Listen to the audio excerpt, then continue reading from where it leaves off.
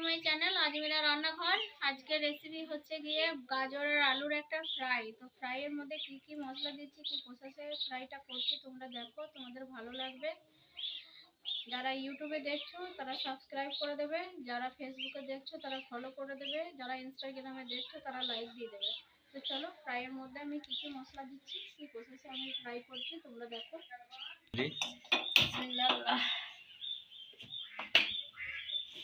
ফ্রাইটা করার জন্য আমি গ্যাসের ফ্লেমটা অন করে দিয়ে কড়াইটা চাপিয়ে দিয়েছি। কড়াইটা আমার গরম হয়ে গেছে, সরিষার তেল দিয়ে দেবো। সবসময় আমি সরিষার তেলেই রান্নাটা করি। ফ্রাইটা করার জন্য আমি দুটো শুকনো লঙ্কা এর মধ্যে দিয়ে দিলাম তেলের ওপরে। 1 চামচের মতন আমি কালো সরিষা দিয়ে দেবো। 1 কাপের মতন আমি পেঁয়াজের কুচো দিয়ে দেবো তেলের মধ্যে ফ্রাইটা করার জন্য। যেহেতু এটা সবজি ফ্রাই করা হবে গাজর আলু, তার জন্য খুব অল্প আমি মশলা দেবো, ওই জন্য 1/2 চামচের মতন আমি হলুদ গুঁড়ো দিয়ে দিলাম। 1 চামচের মতন আমি কাঁচা লঙ্কার পেস্ট দিয়ে দিলাম। এর মধ্যে আমি কোনো গুঁড়ো লঙ্কার পেস্ট অ্যাড করব না।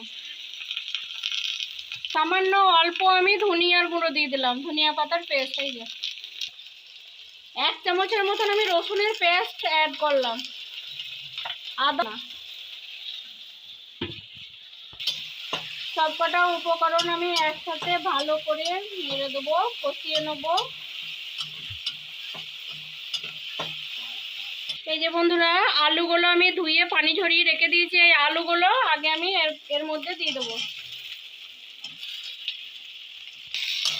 আলুগুলো আমি ভালো করে নেড়ে দেবো। এই পর্যায়ে আমি এই যে গাজরের টুকরোগুলো আলুর মধ্যে আমি দিয়ে দেবো।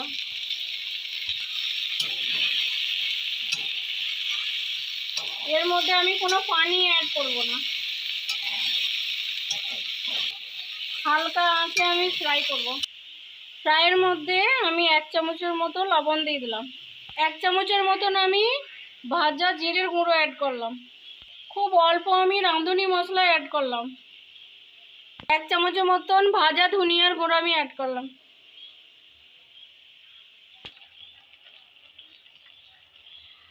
হাফ চামচের মতন আমি গোলমরিচের গুঁড়ো অ্যাড করলাম। 1/2 চামচের মতন আমি সিক্রেট মশলা দিলাম। মশলাটা দিলে এর স্বাদটা দ্বিগুণ বেড়ে যায়, তার জন্য সিক্রেট মশলাটা আমি এর মধ্যে দিয়ে দিলাম। 1/2 চামচের মতন আমি কাশ্মীরি লাল লঙ্কার গুঁড়ো দিয়ে দিলাম। 5 মিনিটের মতন আমি একবার ঢেকে দিলাম। সবকটা উপকরণ একসাথে দিয়ে চেপে ঢেকে দিলাম। 5 মিনিট হয়ে গেছে, আমি ঢাকনাটা খুলে আমি একবার দেখে নেব। আবারও একবার নেড়ে দেবো।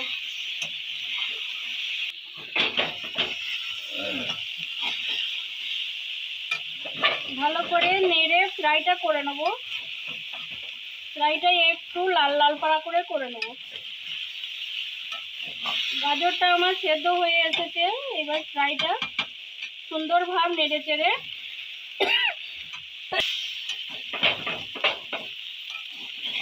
ফ্রাইটা যত লাল লাল হবে খেতে সুন্দর হবে।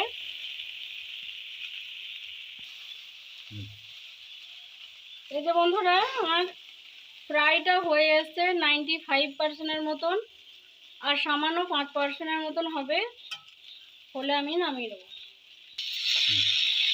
গাজরটা আমার 100% ফ্রাই হয়ে গেছে। এই যে এই পর্যায়ে আমি নামিয়ে নেব।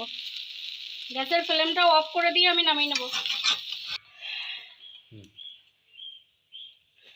এই যে বন্ধুরা, গাজর আর আলুর ফ্রাইটা কত সুন্দর হয়েছে তোমরা দেখো। খুব গাজর আর আলু এই যে খুব সুন্দর ফ্রাইটা হয়েছে, কত সুন্দর হয়েছে। এই গাজর আর আলুর ফ্রাই শরীরের পক্ষে খুব ভালো। আসসালামু আলাইকুম বন্ধুরা, গাজর আলুর ফ্রাই যদি ভালো লাগে লাইক কমেন্ট শেয়ার সাবস্ক্রাইব করবে। গাজর শরীরের পক্ষে খুবই ভালো। তো একবার হলেও তোমরা বাড়িতে ট্রাই করবে, তোমাদের ভালো লাগবে। ভাত রুটি সবার সাথে খেতেই ভালো লাগবে। যারা ফেসবুকে দেখছো তারা ফলো করে দেবে, যারা ইনস্টাগ্রামে দেখছো তারা লাইক দিয়ে দেবে, যারা ইউটিউবে দেখছো তারা সাবস্ক্রাইব করে দেবে। আসসালামু আলাইকুম ওয়া রাহমাতুল্লাহি ওয়া বারাকাতুহু।